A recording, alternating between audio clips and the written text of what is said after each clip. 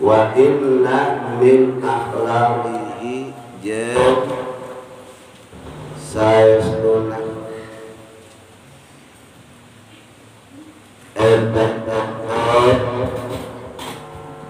tina sapali pirang-pirang akhlak Kanjeng Nabi al-ifata ari kariksa wal qanaata jeung qanaat ya Allah anu ridho Kanjeng Nabi minal libasi tina anggoan waqa'an jeung katuangan bil maujudi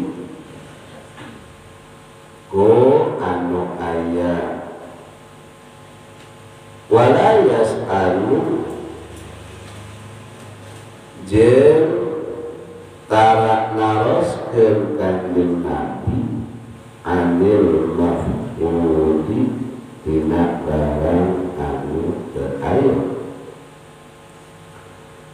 wa ma zamma jeung tarak nyacat Kanjeng Nabi aman kana katuangan untuk sama sekali lakin tetapi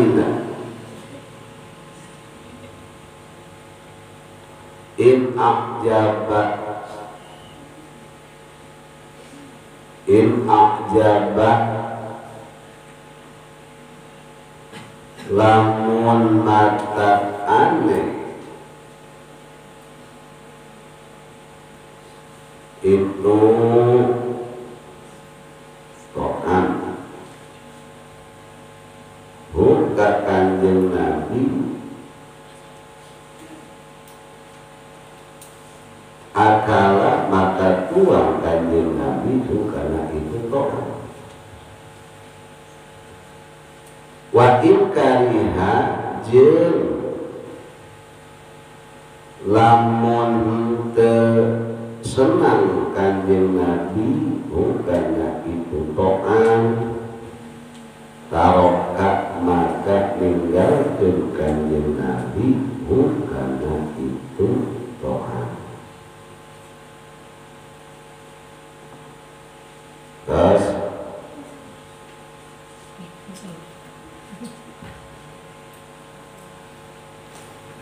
wama jeung teu bagogok benci Kanjeng Nabi bukanna itu to'an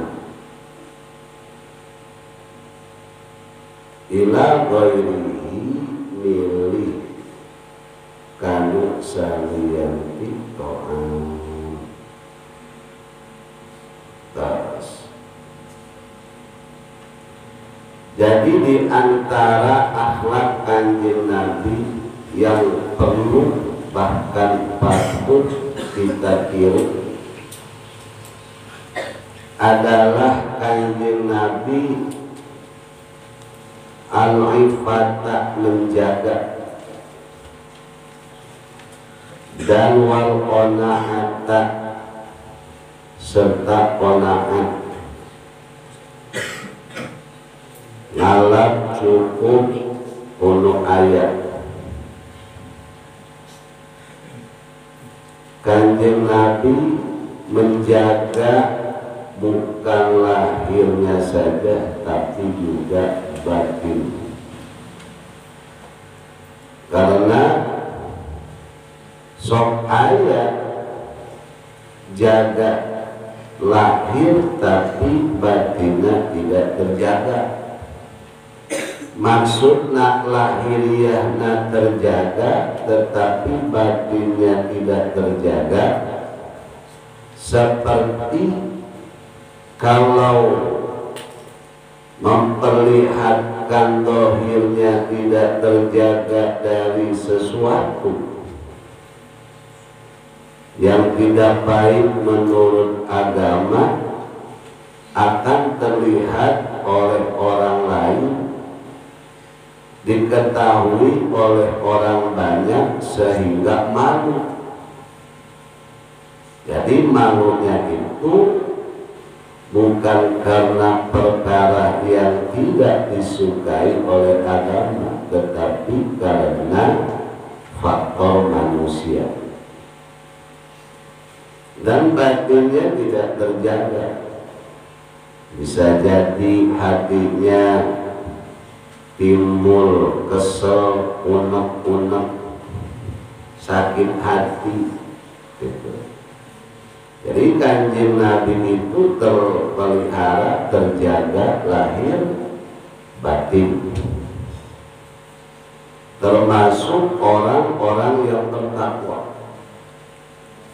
Karena yang disebut takwa bukan hanya menjalankan perintah Allah, meninggalkan larangan Allah secara lahiriah, tetapi juga batin, hatinya menjalankan apa yang Allah perintahkan, meninggalkan apa yang Allah larang. Seperti mana hatinya meninggalkan apa yang Allah larang, hatinya bersih, tidak terkena hasad, tidak terkena hasud, iri, dengki. Luarnya mah tidak terlihat hasud, pembicaraannya mah seperti baik, pembicaraannya itu diolah sebaik mungkin sehingga tidak terdengar oleh kita kalimat-kalimat hasud, kalimat-kalimat memancing.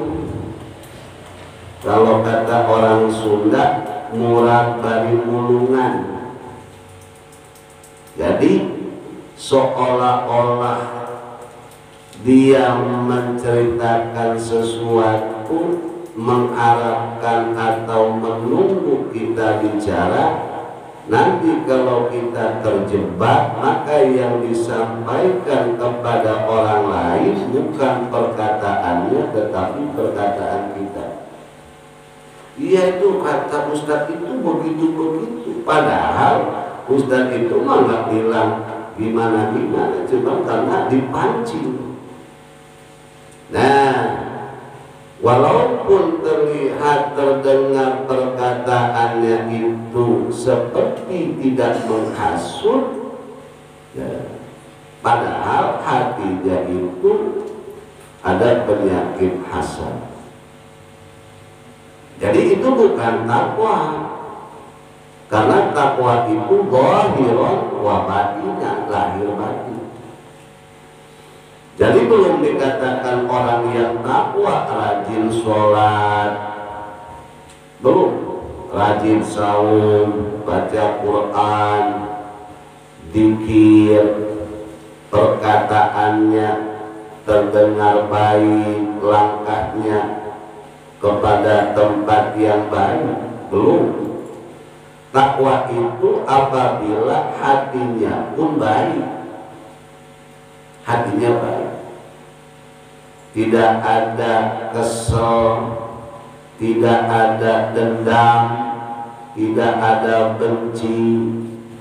Jadi benar-benar bersih, murni, itu baru takwa. Walaupun rajin sedekah, tetapi hatinya ingin disebut orang yang rajin sedekah, itu belum takwa.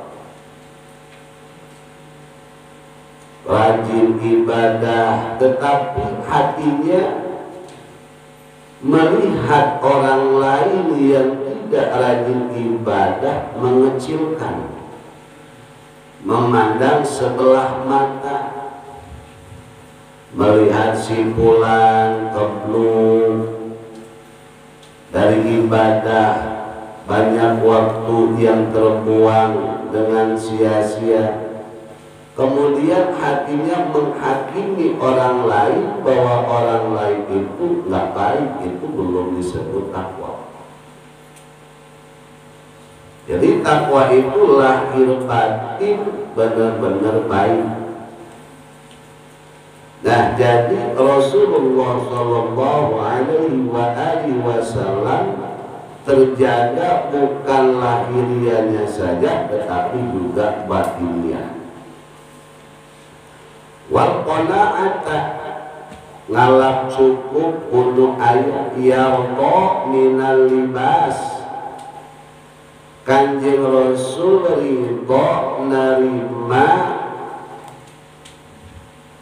dengan pakaian yang ada.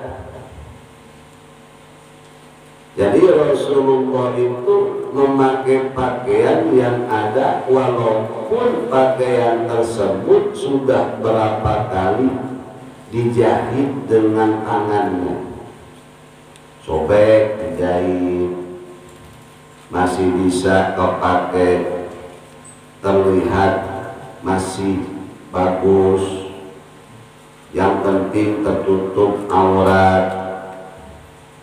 Jadi Rasulullah mensyukuri dengan apa yang ada dan tidak gengsi, tidak malu memakai pakaian walaupun sudah terlihat lama atau banyak jahitan-jahitan tangan yang ada di baju. Rasulullah tidak mengeluh, tidak kecil hati, tidak menuntut ini yang baru.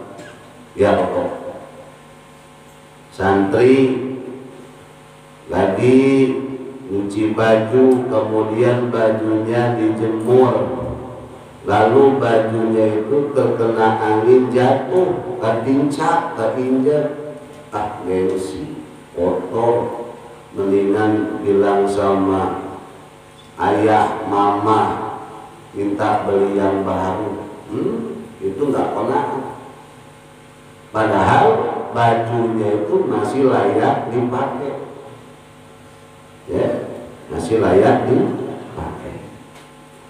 Sarung dijemur, murah, gengsi diambil sehingga jadi toko, itu nggak pernah. Kalau kita berpikir hakikat dari Allah, syariatnya orang tua kita bersusah payah menjemput rezeki untuk membiayai, membekali kita yang lagi mondok, sehingga keperluan kita diperhatikan, termasuk sarung. Padahal mencari duit, menjemput rezeki itu, apalagi di zaman sekarang, tidak semudah seperti membalikkan telapak tangan. Berapa banyak orang yang melamar kerja sampai make oli nomor 1, tetap hese-nya itu hese. Sampai-sampai orang tua kita banting tulang, peras keringat, keringat letih, keringat gede, ngabelaan kurang. Duitnya dipakai dia ngerokok. Padahal orang tua membekali anaknya mondok nggak termasuk rokok itu. Tanya kok bapak, ini termasuk rokok apa? Betul. Ya. Makanya kalau kita beli yang bukan disuruh, yang memang orang tua nggak suka, itu namanya khianat. Khianat. Coba kalau kita mentelaah berpikir zaman sekarang yang kerja aja, habis masa kontrak diperpanjang kadang kala nggak bisa, Jadi orang tua kita membiayai kita itu bukan ada duit gampang, capek. Ada yang ngojek, ada yang harus kumpulin barbek barang bekas. Kepikiran awal bulan waktu ngabekelan, kepikiran. Ya. Ada yang dagang gorengan, ada yang jadi asisten rumah tangga, ya, ada yang harus ngabeca, ada yang harus jadi kuli dulu buat ngabekelan anaknya. Gari-gari, pakaian, sarung dan yang lainnya murah jatuh, kemudian keinjek, gengsi untuk diambil, kemudian dicuci lagi, gengsi. Itu namanya nggak kona'ah, nggak kona'ah. Itu wat'am. Rasulullah itu ridho dengan apa yang ada, sehingga makanan pun apa yang ada. Kalau ada malamun kurang tempe tahu, udah. Kadang-kadang pan sok aya menuntut pingin dahar makan dengan ayam, ya. Kalau pengen makan dengan ayam disukan pagi-pagi ayam dilepas dahar, ayam bareng. Pada yang dahar ayam. Lain-lain kalau makan dengan daging. Kadang-kadang kita suka mengeluh ke orang tua, Pak, ulah nu ieu wae atuh bosen. Sekali-kali kakak, sekali-kali pokoknya kalau nggak ada daging ayam, nggak ada ikan, nggak mau makan. Jangan. Rasulullah tidak mengajarkan seperti itu. Makanya kalau ada tempe tahu tapi pengen makan dengan ikan kakap atau daging ayam, gampang. Gampanglah umat di saat makan bayangkan eta tempe ke ikan kakap. Bayangkan eta tempe teh naon? Daging ayam. Masya Allah, nikmat itu. Tempe rasa daging ayam, gitu. Ya, jangan lihat tempe kebayang daging ayam kemudian dimakan, nggak enak soalnya bukan daging.